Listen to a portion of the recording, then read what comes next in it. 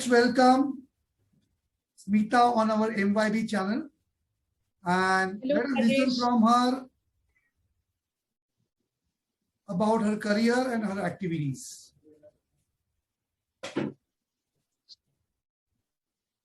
Good evening, Rajesh. First of all, am I audible? Perfect. Continue, please. Okay. Okay. Good evening, Rajesh. So first of all, I would like to say a big thank you for having me over in your channel. And I'm looking forward to have a very insightful conversation with you. Yes, my name is Smita and I am a soft skills trainer and image consultant. Like you said, you want to know what I do and what is all about my passion. So yes, I like empowering people's life. If you ask me what is my passion, I want to help them so that they can grow in every sphere of their life. And that can be done through many different ways. However, I have chosen training to be able to empower others. That's about it in short. Great, great. So what was the motivation behind it? Okay, so how training happened. So I have had a corporate stint of 5 years. So this corporate stint has been really very enriching. I have had good experiences. I have had bad experiences. There were a lot of things to learn. But one thing that has stuck with me is that in order to master your technical skills, in order to master your hard skills, you first have to master your soft skills. So I'll give a very small example. Somebody who is very good in sales, okay, he or she is a very good salesperson. He knows all the techniques of selling and everything. But even before that, that person needs to be a very active listener. Only then he can become a good salesperson. Another example, if somebody is a very good writer, somebody writes beautifully. Before that, he or she has to master the skill of communication.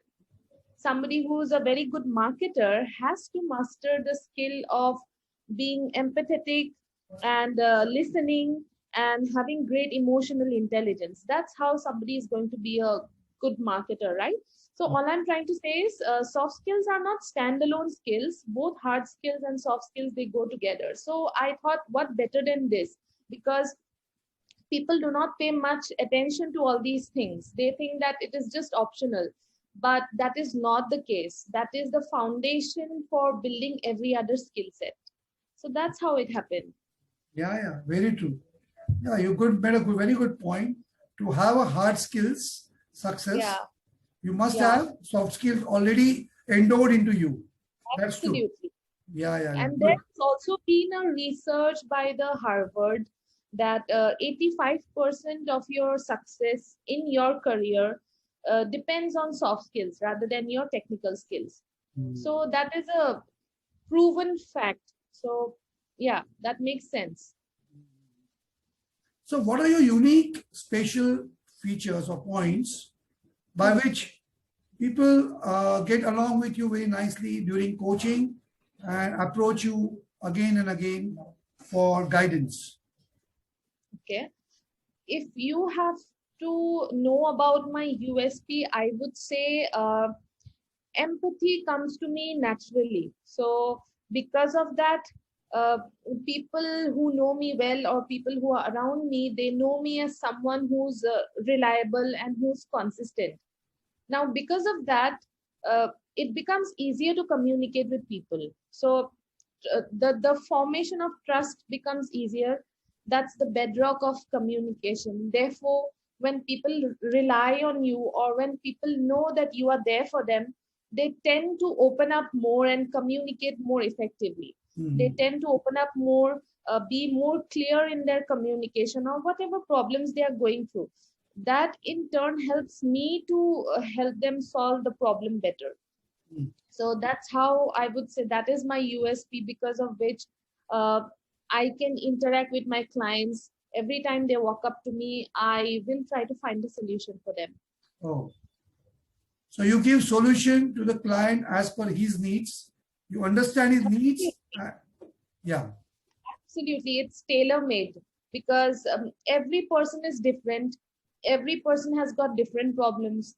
Every person has got different requirements. Somebody would like to grow up in their career to a leadership role.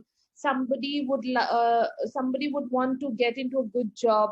So people have different requirements. According to that, there would be different ways to communicate with them. That's it. Very nice. Wonderful. So please tell me, what is your,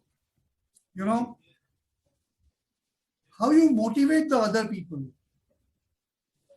Okay. First of all, for that, I need to stay motivated. And hope is one thing that keeps me motivated all the time. Yes, there are times when I feel low, I feel demotivated, I feel things are stuck. But yes, hope is something that keeps me alive. And next is, I always think of why did I even start, why I started. So that helps me keep on moving.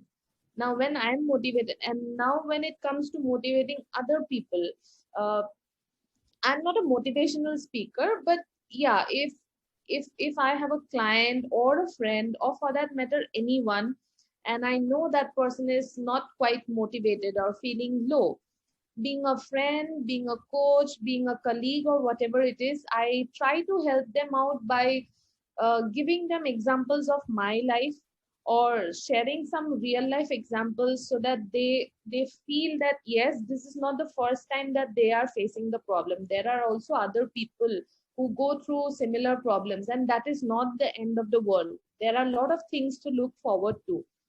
So that's how I try to do my bit to motivate them. Great. Any success story would you like to share with us? Okay, that's an interesting question. So, success again is a very subjective word. It means different things to different people. But if you ask me what is my success story, then I think being able to realize what I exactly want to do, that was a turning point in my life, that I consider that to be a success story. Because there's a saying, getting what you want is not the hard part, but knowing exactly what you want is. So so it's important that you realize and you know what you actually want to do and why you are doing what you are doing. So that was my turning point, and I would state that as a success story for me.